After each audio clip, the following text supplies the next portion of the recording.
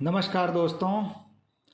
आज हम बात करेंगे डिस्ट्रीब्यूटर वाल्व की, यानी कि लोको में लगे हुए डिस्ट्रीब्यूटर वाल्व की बात करेंगे। कई लोगों ने मुझे इसके बारे में क्वेश्चन पूछे, इसके लिए मैंने सोचा कि एक वीडियो बना के आपको समझा दिया जाए कि लोको में लगा डिस्ट्रीब्यूटर वाल्व क्या काम करता है, कैसे लगा है। ये अधिकतर न्यूमेटिक पैनल पे लगा होता है, और जिस लोको में न्यूमेटिक पैनल नहीं होता है तो कैब 1 के पीछे, लोको पायलट के पीछे लगा रहता है।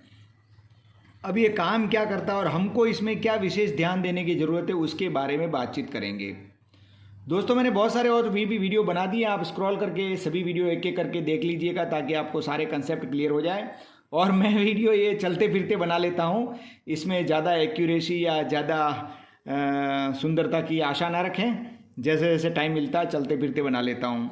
तो आइए बात करते हैं डीवी के बारे में। डिस्ट्रीब्यूटर वाल्व, ये लोको का डिस्ट्रीब्यूटर वाल्व है। ये जैसे ये बॉडी का मैंने एक चित्र बनाया है, और सीआर का मतलब है कंट्रोल रिजर्वायर।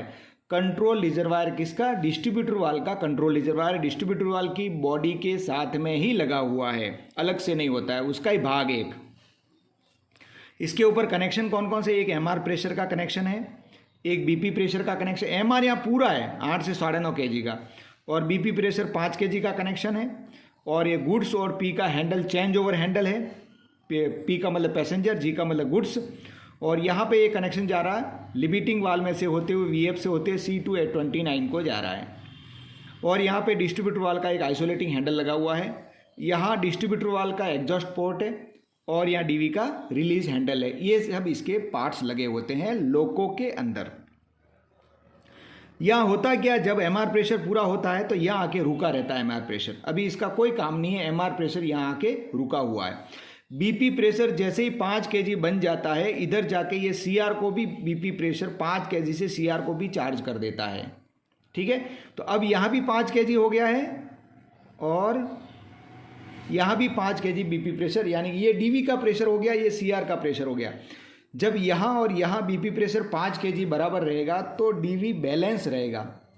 बैलेंस होकर क्या करेगा? बैलेंस रहेगा तो ये जो लिमिटिंग वाल्व से होते हुए प्रेशर जा रहा है C2 को लोको में ब्रेक लगाने के लिए, वो नहीं जाएगा, और A9 के द्वारा लोको में ब्रेक नहीं लगेंगे। डीवी का मुख्य काम क्या है? A9 के द्वारा जब जब भी बीपी प्रेशर ड्रॉप किया जाता है तो गाड़ी के साथ साथ लोको को भी ब्रेक लगता है, ये काम है इसका। तो फिर इसमें ब्रेक लगेगा कैसे?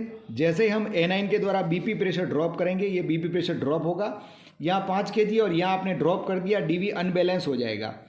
अनबैलेंस होने से क्या होगा? जितनी मात्रा में आप बीपी ड्रॉप करेंगे उतनी मात्रा में अनबैलेंस होगा। जैसे आपने 0.5 kg बीपी प्रेशर ड्रॉप किया, तो हम जानते हैं कि 1 kg का प्रेशर जाएगा बीसी के अंदर, तो जितना जितना बीपी प्रेशर ड्रॉप करेंगे ये अनबैलेंस होगा। और जब अनबैलेंस होगा तो एमआर का कनेक्शन जो है यहाँ से इस पोर्ट से जुड़ जाएगा, और pressure limiting valve 1.8 kg maximum limiting valve लगा हुआ है, वहाँ से होते हुए प्रेशर C2 वीएफ से होते हुए चला जाएगा। इस प्रकार A9 के द्वारा लोको में भी ब्रेक लगेगा।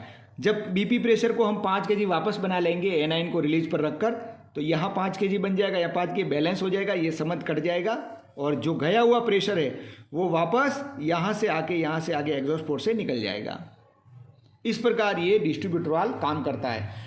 तो जो ब्रेक सिलेंडर का प्रेशर वो तो C2 से निकल जाएगा, लेकिन जो पाइपलाइन का प्रेशर है वो डीवी के एग्जॉस्ट पोर्ट से बाहर निकल जाएगा। इस प्रकार ये डीवी काम करता है। अब इसके अंदर इसका क्या रोल है? गुड्स और पैसेंजर चेंज ओवर हैंडल दिए हुए हैं। तो ये लोको में जब हम लोको से पैसेंजर गाड़ी को चलाते हैं तो इसको पैसेंजर पर रख देना है, और माल गाड़ी को चलाते हैं तो गुड्स जी पोजीशन पर रख देना, यानी कि फ्रेट। किसी किसी में ऐसा भी लिखा रहता है F एंड G। F का मतलब है F एंड P। F का मतलब फ्रेट, फ्रेट का मतलब मालगाड़ी, और P का मतलब पैसेंजर। तो मैंने यहाँ पे G लिख दिया है, तो इसको कोष्टक में ऐसे कर देता हूँ मैं, F। ये P का मतलब पैसेंजर, F का मतलब फ्रेट, फ्रेट का मतलब मालगाड़ी।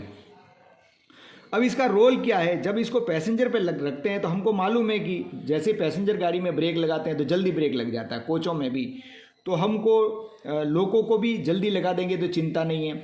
और मालगाड़ी के वैगनों में क्या, ब्रेक थोड़ा धीरे धीरे लगता है, थोड़े टाइम से लगता है, और अगर जल्दी से लोको के अंदर ब्रेक लग जाएगा तो फिर लोको में व्हील स्किड होने का खतरा है।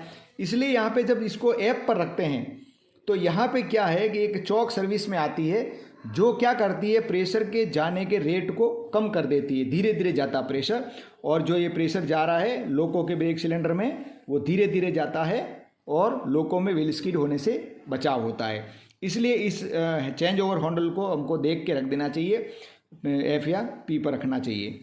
आइसोलेटिंग कॉक, अगर डिस्ट्रीब्यूटर वाल्व में से कोई लीकेज हो रहा है या कुछ माल फंक्शनिंग हो रहा है तो हम इसको आइसोलेट कर देंगे। आइसोलेट करने से क्या होगा, जो यहाँ पे बीपी को प्रेशर को ड्रॉप करने पर जो लोको को ब्रेक लगता है डीवी के द्वारा वो नहीं लगेगा, यानी कि इसका संबंध एमआर का संबंध कट हो जाएगा, ये पोर्ट बंद हो जाएंगे और लोको के ब्रेक सिलेंडर में प्रेशर डीवी के द्वारा नहीं जाएगा, वो आइसोलेट हो जाएगा। रिलीज हैंडल, जब भी हमारे लोको के ब्रेक वगैरह रिलीज़ नहीं होते हैं तो इस रिलीज हैंडल के द्वारा हम इसको रिलीज हैंडल को खींचते हैं, तो खींचने से क्या होता है, इसके एग्जॉस्ट पोर्ट से प्रेशर बाहर निकल जाता है और लोको के ब्रेक सिलेंडर का प्रेशर रिलीज हो जाता है। कभी कभी जो पाइपलाइन में प्रेशर लॉक होता है ना, तो वो रिलीज हैंडल के द्वारा रिलीज हो जाता है और ब्रेक रिलीज हो जाते हैं, तो रिलीज हैंडल उसको ब्रेक को रिलीज करने के काम आता है। आइसोलेटिंग हैंडल को कैसे पहचाने हैं कि डीवी आइसोलेट है कि नहीं, तो सबसे पहले तो हम A9 के द्वारा ब्रेक लगाएंगे बिना PVF को दबाए। तो अगर लोको में भी ब्रेक लगता है बीपी प्रेशर ड्रॉप होने से तो डीवी काम कर रहा है, सीधी सी बात है। लेकिन अगर लोको में ब्रेक नहीं लगता है तो डीवी काम नहीं कर रहा है, तो वहाँ दो बात होगी, क्या डीवी आइसोलेट है या फिर डीवी काम नहीं कर रहा है। तो हमको जाके देखना पड़ेगा आइसोलेटिंग हैंडल को।